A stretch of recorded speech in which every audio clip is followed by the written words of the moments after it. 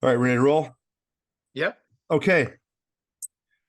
Hey, everybody. Sean Scahan here. I am happy to bring back the podcast. I have episode 7 going today. And before I describe my guest, I just want to remind everybody trainheroic.com, total hockey training. That is my year round strength and conditioning program. We are currently in our off-season phase, and we'll get into our preseason phase in September. So try it out. You get 7 days free, and then it's $39 a month. You can trade with me all year round. So I want to introduce my next guest. Today I have a friend of mine, Walt Kyle. Walt is an advisor with Newport Sports. He's someone who I've gotten to know quite a bit the last few years. And again, this show isn't just about hockey strength and conditioning or sports performance enhancement. It's about the game of hockey, and just I want to get people on here who have different experiences and they all share a passion for the game. So I just want to say, Walt, welcome to the show. Yeah, glad to be here, Sean. Really enjoy anything I can do with the game. So, Yeah, no, I love it. And tell the listeners about yourself. I know you have a long history in the game of hockey, and tell us, where you grew up and how you got into the game, and just explain everything, how you became a coach and all that. well, really, it's a long story because I'm old. But what I can tell you, I grew up in Waterloo, Iowa, which was a real non-traditional hockey area. We didn't, have a lot of real high-end quality hockey there. But what we did have is we had one of the old United States Hockey League teams in the original USHL, which was a senior league at that time. It was a league. It was a 6-team league, I believe, where um, Green Bay, Waterloo, Rochester, Minnesota, and then a bunch of various teams jumped in around there. But they'd bring in guys that had played college hockey. They'd find them jobs in the community, and these guys would play games. And that was the United States League for many, many years. Well, my dad and my uncle were very involved in that league at that time. My brother and I got into hockey, and we wound up, playing and becoming pretty good players in Waterloo. And when I was probably a junior or senior in high school, I got to start practicing with the men's team, the senior team, and it really kind of accelerated my development and wound up playing 10 or 12 games when I was 16 or 17 with this men's team, and kind of got some exposure. And then at that time, a guy named Murray Williamson, I know I'm making this a long story, but it's interesting, I think, to people. A guy named Murray Williamson worked for the Minnesota North Stars, and he started a league called the Midwest Junior Hockey League. And the Midwest Junior Hockey League is kind of the precursor to today's USHL. Okay. So there was the St. Paul Vulcans were in the league, the Bloomington Junior Stars, and they started an expansion team in Austin, Minnesota. And I was fortunate enough to get an opportunity to go to Austin and play, where I played for a guy named Leon Abbott, who had been the head coach at Boston University. Mhm. And then the next year for a guy named Lou Vera, who a lot of people in hockey know now, works for USA Hockey, former Olympic coach. And so I went up there. I played in that league for 2 years, wound up getting a scholarship to Boston College. I went to Boston College, played there, was really fortunate again to play in a really good team. We lost to BU in the national championship game that year. I think it was 78. And then I had an injury with my hip. I was going to have to sit out a year, and I wound up, my brother and a bunch of guys that I played junior with were playing at Northern Michigan University. So I was going to have to sit the year anyway. At that time, you had to sit a year when you transferred. I Mhm. wound up transferring to Northern Michigan and playing at Northern for 2 years. Again, really good teams. We won the CCHA a couple times, lost in the NCAA championship game to North Dakota in 79-80, and lost in the Final Four to Wisconsin in 1981. And after that, Rick Comley was the coach here, and he was the guy that had me play. That I played for here. He offered me a job as an assistant coach. So in 1981, I started coaching here at Northern as an assistant coach, Mhm. and I was really blessed. I worked, I worked, I think 11 years here at Northern as an assistant. Mhm. We wound up being pretty good at the back end, and We won several WCHA titles. We wound up winning a national title in 1991. We actually played BU in the Civic Center in Minnesota. And we wound up, I think it was an 8-7 triple overtime game that we wound up winning, and it was still one of the best college games certainly I've ever been involved with, and it was good. So Yeah. I got some opportunities. I wound up getting an opportunity to coach a national junior team in I don't remember what year, but it was in Fussen, Germany. We wound up winning a bronze medal then, which was the second bronze the U.S. had won in like 25 years. And with that, I got some opportunities to move on, and I moved out of college hockey at that time into I coached 2 years in major junior in Seattle in the Western Hockey League, which was a real good experience. You're coaching in a ton of games, and as a young coach in college hockey, you're basically a recruiter, full-time recruiter, part-time coach. Well, when you moved into the Western League, I became a full-time coach. It didn't have anything to do with recruiting. I was working day to day, coaching in games, learning my craft. I did that for a couple of years, and then the Anaheim Ducks, their general manager at that time is a guy named Jack Farrar, who's a former GM of the Minnesota North Stars. A lot of people in Minnesota will know Jack. Anyway, Jack wound up hiring me to coach his minor league team in San Diego and in Baltimore. So I coached 1 year in San Diego, 1 year in Baltimore, and then he moved me up to the Ducks as an assistant. I was there for 2 years. One as an assistant, one as an assistant, and one as a associate head coach. And then we wound up getting fired there, and that's what happens in pro hockey. And we lost our jobs. And I got put out on the market, and I was fortunate enough to get hired by the Edmonton Oilers. Glenn Sather hired me to coach their minor league team in Hamilton, Ontario. So I coached their American League team there for 2 years. And then Glenn wound up leaving New York or Edmonton to go be the general manager in New York. I moved with Glenn to New York and was an assistant coach in New York for 2 years. Again, as happens in pro hockey, we lost our job, but it was at a really good time for me because Rick Comley, who had been my coach here at Northern and my mentor as a young coach, wound up moving from Northern Michigan to Michigan State. And this job in Marquette came open, which, Marquette had been my home every summer. I'd come back here the entire time I was in pro, and I wound up getting the head coaching job here at Northern Michigan University. Wow. And I was here for 14 or 15 years in that time span. Really enjoyed it. I was able to get back to my alma mater. In that time, I coached another couple World Junior teams, and I was an assistant coach in a couple World Championship teams. So I had a pretty good coaching run for, I think it was 38 years.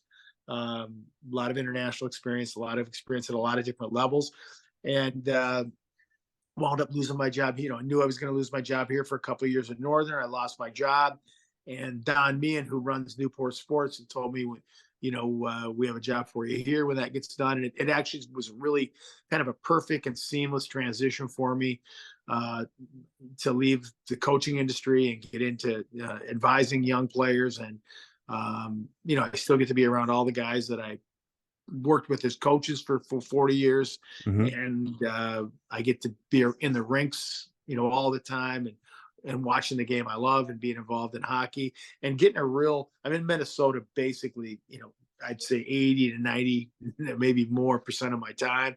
So I'm really I've gotten a good feel over the last 7 years for hockey at all different levels. We, believe it or not, we watch Bantam hockey to high school hockey to midget, the USHL, college, and I've gotten a real good feel for, the development process in the U.S. and in Minnesota in particular. Awesome. That is an unbelievable story. That's just awesome. And that's a life of hockey. And I really appreciate you sharing that with me. So I have to ask, obviously, everyone knows I worked for the Ducks for a long time. What years were you in Anaheim again? Oh God, now you're going to put me on a spot. I left here. I left Northern in 92. I think it was in Seattle, 92, 93, 93, 94. So I was,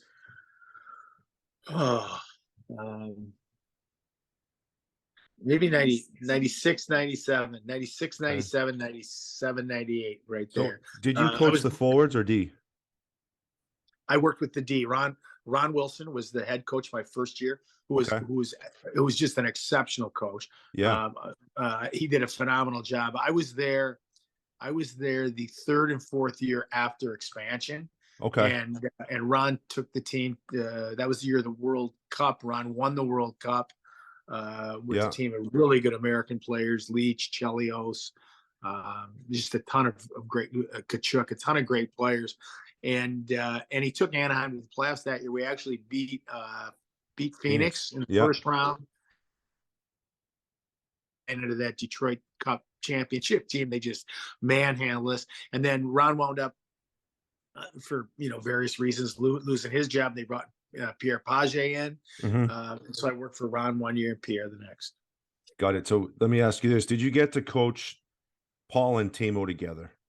I did. We were there. That's I was there when they made the trade for Solani. I'll never forget. I didn't know what was going on. Mhm. Nobody, Ron, I'm sure did know what was going on, but I remember Ron came in the office one day and he goes, well, I just became a 25% better coach today. And we're like, what happened? We just picked up Solani. And as you know, you get a chance to work with those guys. They're two very different guys in a lot Yes. of ways, but they're two very similar guys. First of all, they're ultra talented. Yeah. No question. Right? And, but Timo is just a lighthearted, fun-loving, easygoing guy. I Mhm. always remember the game would be starting at 7 o'clock, and at the very last minute, Timo would run it, race in the locker room, come in. Everybody else would have 3/4 of their stuff on. Timo would take his gear off, Yeah. jump in, install, boom, get ready, bang, go score 3 goals. You know what I mean? Yeah. Yeah. Paul would be there, 3 4 hours o'clock. before the Yeah. game. Yeah, meditating, doing stretching, lifting weight. I mean, totally into it. And he'd go out and score 3 goals. But these guys were unbelievable to work with. They both had phenomenal work ethics, Yeah. and they would stay off after together, as for hours working on dinky little. Paul would walk. I remember Paul would walk off the goal line and flip a puck in the air to Tamo, and he'd swat it out of the air. And they'd Yeah. do that repeatedly. And then all of a sudden, in a game, bang, Paul would walk up the goal line, flip a puck up in the air. Timo would swat it in for a goal. Like, just Yeah. phenomenal players, phenomenal works, and really both really quality people. Oh, no question. And I do know them both well. I never got to experience having them on the same team. I think my first year I had Paul for a year, which was awesome. This guy, like everything you said. And then Timo came in probably 2 or 3 years after I first started. And I'm like, man, these guys played together. And like you said, the personalities a little different, but the passion for the game and like how, Timo would kind of give Paul some crap about some of his antics, and Paul didn't care. Yeah. Paul was Paul, and it was fun. I think it would have been awesome to have them both like coming in the weight room together, but I got to know them both, and like you said, you explained them to a T. Well, that's awesome. And so, what would you say? Did you enjoy working with pros versus college, or did you enjoy them both? Obviously, what do you say the differences were in the player? I enjoyed it all the way through. Yeah. Um, I always tell people my favorite job was coaching in the American League. That was my favorite job in the whole thing, because you're down there. You're in the NHL. There's a ton of pressure to win. I mean, Hmm. obviously, Hmm. at all levels. At all levels, obviously, the goal is to win. But in the NHL, there is an extreme pressure to win, and everything is done to win.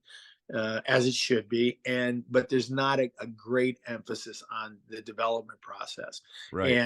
and sometimes the way the schedule is, you're going from here, as you're going from here to there, and you're flying and you're traveling, and there's not a lot of you're more worried about the fatigue level of the players Yep. than you are sometimes with the working on the game. You're more worried about giving guys time off and getting rested, and as you know, it's harder to keep weight on an NHL player than it is to get it off him. I mean, Yep. you're constantly trying to keep him in ready and rested and ready to play. The American League is a great development model, and I was fortunate enough to work for good people. I would tell you in Edmonton, when I worked in Hamilton, it was just a real easy experience. Glenn made it real easy. Um, and so I really I enjoyed that. I think for me, to me, hockey's hockey, and you have to learn to be a player. And there's so many different facets to it. And we can talk about some of that stuff, but the people don't understand.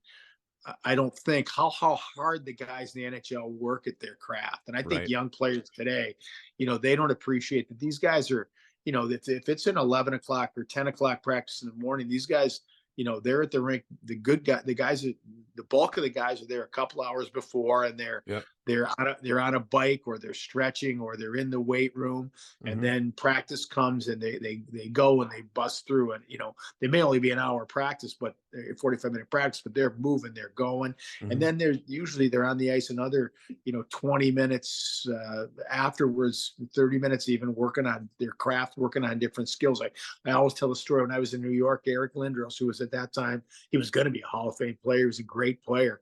Eric would stay out every day, or most days, and make me pass him pucks. Hmm. And I mean, when he would have me stand at center ice with a bucket of pucks and passing the puck, and he'd get, if I didn't pass that puck, almost as hard as I could shoot it. I mean, did not want it just passes on his forehand. He to pass it in the air, where he had to knock it out of the air with his stick, on his backhand, in his feet.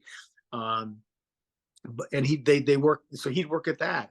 So guys work at their craft, then they're in back on a bike, probably after practice, and then watching video. So Yeah. it's a real effort by these guys. And the other thing I tell you with these guys now, it's even greater now than it was when I coached, but just the level of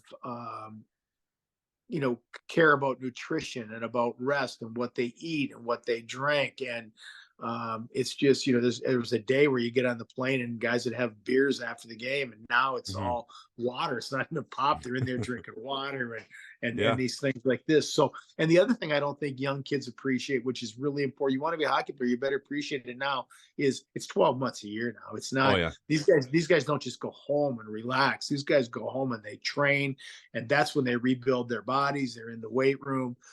Many of them are doing some kind of skill stuff, but I mean, that's really important for young guys to understand. You want to be a hockey player, there's going to be some effort involved in it. Oh, 100%. And that's the thing too. Like, every year there's the NHL draft, and there's 32 teams in the league. And guess what? You get drafted, you're going to a development camp. And guess what? You might be say a defenseman. Well, there's 8 other defensemen at that development camp. You also have 7 or 8 at the American Hockey League level for each team. And then you have your 8 in the NHL. Like, you have a ways to go. And those guys in the NHL, they don't want to lose their jobs. They're going to do whatever it takes to stay there. Like, I can remember That's yeah, like I can remember so many guys who maybe get called up, and like you said, talking about nutrition, talking about training, talking about the extra stuff on the ice after practice. Then you add in the sleep, you add in the lifestyle. They're going to do whatever it takes to stay in the NHL. And it's a hard process. And it's just because you're drafted, say, first round or second round, whatever round, it doesn't mean you're locked to play in the NHL. There's a No, long way to go. no, it doesn't at all. That's, to me, that's just the beginning. I saw a redo of one of the drafts the other day, and there were 3 guys in the top whatever 30 picked. They picked the top 30 players from that draft, and Yeah. 3 of those guys were picked after 200. I Right. mean, and but they developed into the best players. And one of the things I always tell young kids, I told them when I was coaching, and I tell them now in what I do. Really, hockey and really all sports, you're climbing a ladder. I've said this a million times. You're climbing a ladder, and every rung you take, every step you go up, every rung you move up, people fall off. People can't make that next step, and they can't make it for a million reasons, whether it's, physical talent, whether it's work ethic, whether it's lifestyle. And the higher you climb on that ladder, and talent will take you to a certain point on that ladder without a doubt.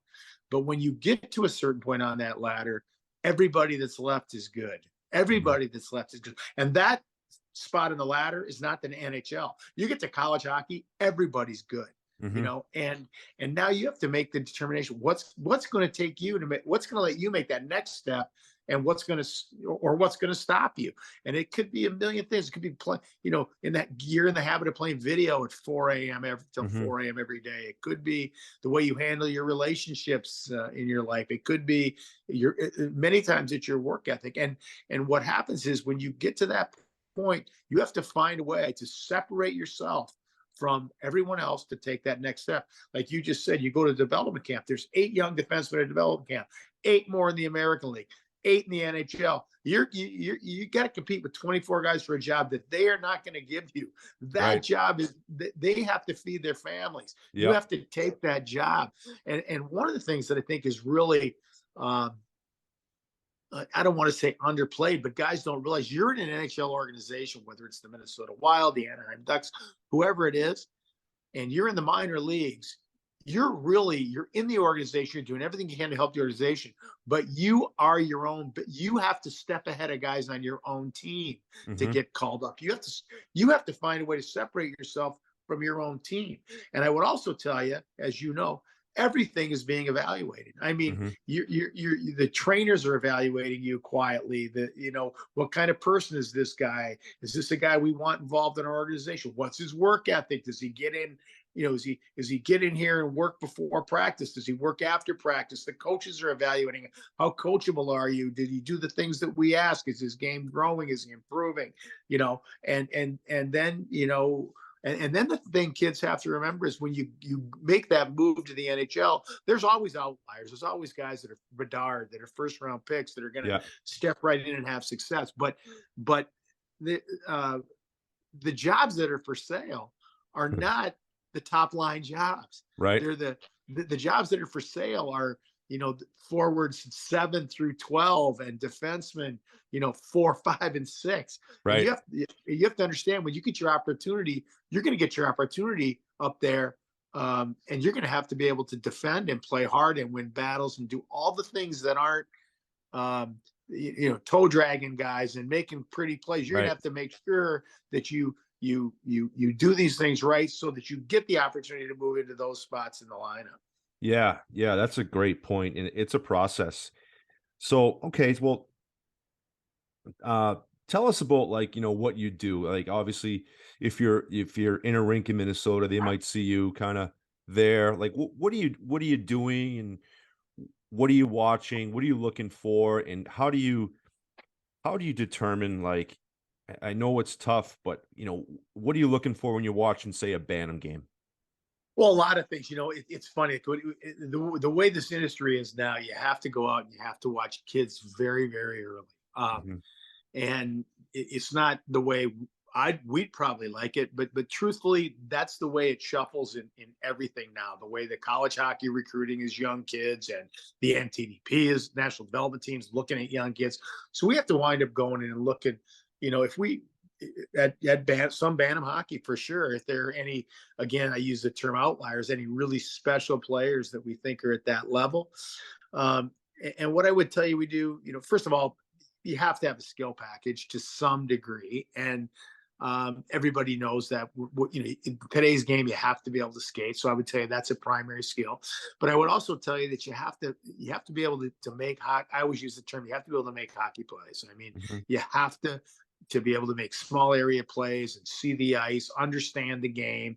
And I'm watching for guys that can do that. And then when you're watching really young kids, you try to see how hard. I try to see how hard do they compete, because again, like we talked about, it's a long road up, and you have to have that drive and that inner compete in you to be able to make it. And then I would tell you, we try to do as much due diligence as we can to get to know the family, the mom and dad, the kid, and make sure that that we understand who they are, because it really, as you know, there's a lot of kids that they don't make it. We've all seen it, so I'm not talking out of school, but the kid go home and the mom and dad are, oh, well, man, the coach should have played you more, or the other kid should have passed it to you more, or oh, my kid was the best kid on the ice tonight, and the referee screwed him, or you know, Yeah. when you we always try to get those parents are tough to deal with because I know over the course of the next 6 years that's going to be in the kid's ear a lot, and it's going to inhibit the kid's growth. And so we look at what kind of family the kid comes from, and what his environment is. Um, and then we look at his work ethic. And I always tell kids, I always say this: there's three things that are really, really important to me. The kid has to love the game. It's got to be his passion, not the mom and dad. He's got to have a great work ethic because it's a long road to get there. Um, and you're thinking about the NHL. There's only 700. You're in the top 700 players in the world. It's a long way up. And then the other thing I tell you, you got to live your life right. And all those things, when you're dealing with 15-year-old kids or 16, 17-year-old kids, any of those things can take you off that ladder that we talk about. So we want to make sure all those things are kind of in place. And then the reality is, with our firm, we don't get paid unless a kid makes it to the NHL. Our goal is to get these kids to the NHL. We try to do everything we can to help them get there. And but truthfully, many of those kids, even that we talk to or that we wind up helping, aren't going to get there. But we feel good if we can help them through the process and help them make good decisions and get along the road. That's awesome. That's really cool. And so what, like in general, for example, like what do you tell kids to work on? For example, say, is it I guess it all depends on the individual athlete, but I mean, do you want them on the ice all summer long? Do you want them training both, or, in general, like what do you tell I'll tell you right now, and I'm not just saying this because I'm on your podcast. At a certain point in an athlete's career, obviously when you're young, it's about skill development and but at a certain point in a guy's career, his greatest gains are going to come off ice in the weight room. There's no question about it. And I would tell kids, even at a young age, and even parents at a young age, that they should be exposed to some kind of off ice training. I've become a real believer. My wife always gives me grief because I follow Twitter a lot, but I follow Mike Boyle, and I wind up, because I follow you, and because I follow you guys, I wind up following Joey Bergels, a football guy, and different, strength and training guys. And I really like looking at it, seeing all the different thoughts and all the different schools of thought that are out there in regards to training. I think these young kids today should be really working at young athletic skills, whether it's just sprinting or playing leapfrog at a young age, or catching a ball while they're running. And there's a million different shuttle runs, different athletic skills, skipping, karaoke, any of these things at a young age, which can carry over then into as they grow. And part of it, and training should be fun for them at a young age, but there should be some development of athletic skills, in my opinion.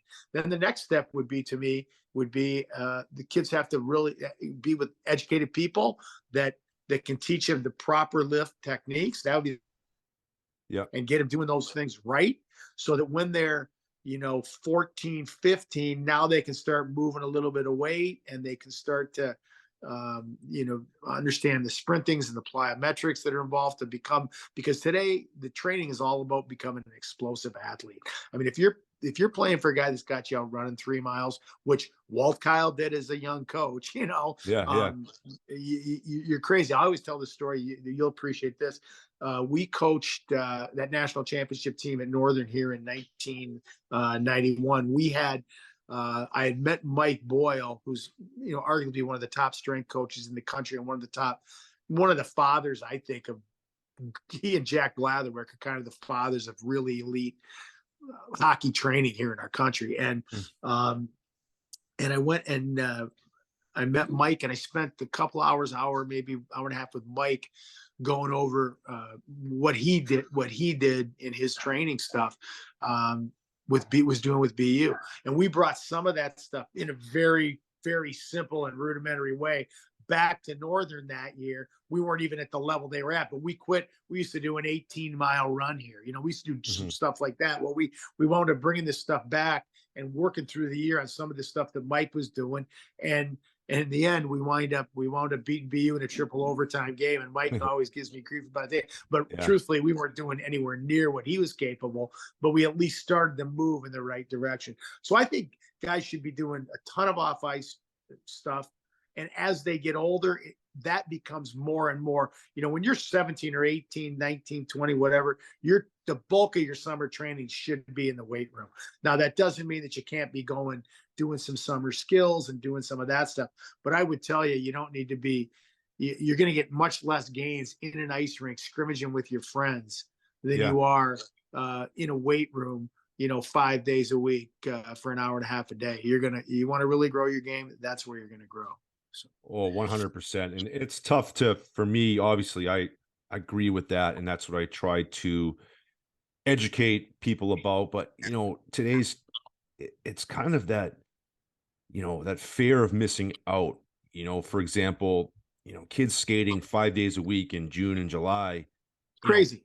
missing their strength and conditioning sessions. I just shake my head like, maybe a coach told them they need to be a better skater. They need to get faster. Well, a lot of times, and I work with some excellent skating coaches who understand the bridge between the strength and conditioning and the skating. Sometimes the skating, like in my opinion, June and July, it's the skating should be on the back burner for a lot of kids.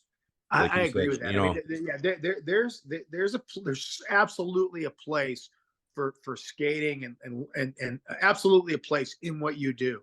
But if you want to become faster, yeah, you better learn. You better be involved in high-end sprint programs. You better be involved in high-end conditioning and from educated people that know, the work rest ratio, the different components to putting together a good program for speed. And a large part of that, you want to increase your speed, get in the weight room, get stronger, learn to do explosive, plyos, be out there sprinting. I guarantee you will become faster doing that than you will spending time, with a skating coach. Now, skating coaches have their place. I think they're really important. But again, they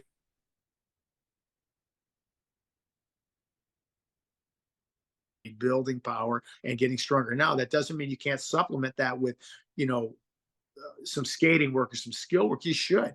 yeah, Don't limit what you're doing, but your primary focus in the off season, in my opinion, should be in what you're doing in the weight room, without a yeah. doubt. Especially when you get to be 15, 16, 17 years old. Right. No, it's obviously that's what I do, and I recommend for everybody, and it's a challenge, but that is awesome. That is really awesome. And Walt, this has been unbelievable. We can probably talk another hour or so, but I know it's I want to respect your time with your family. How's the little one doing? He's doing good. He's doing good. I do have him on the ice a lot. He's not lifting weights. I got a 4-year-old, so Right. my wife and I take him skating. He's doing great. So Awesome. yeah, it's all good. All right. All right. And You take care anytime. I love to be on again if you have time. All yeah, right. fantastic. Walt, thanks for your time, and I hope our listeners can download this and let me know if you have any feedback, like and share it. Love it, Walt, and great to see you. And I'll be seeing you around the rink pretty soon, I bet. You will. See you soon, Sean. Thanks. Thanks, Walt. Yep. Bye. Bye.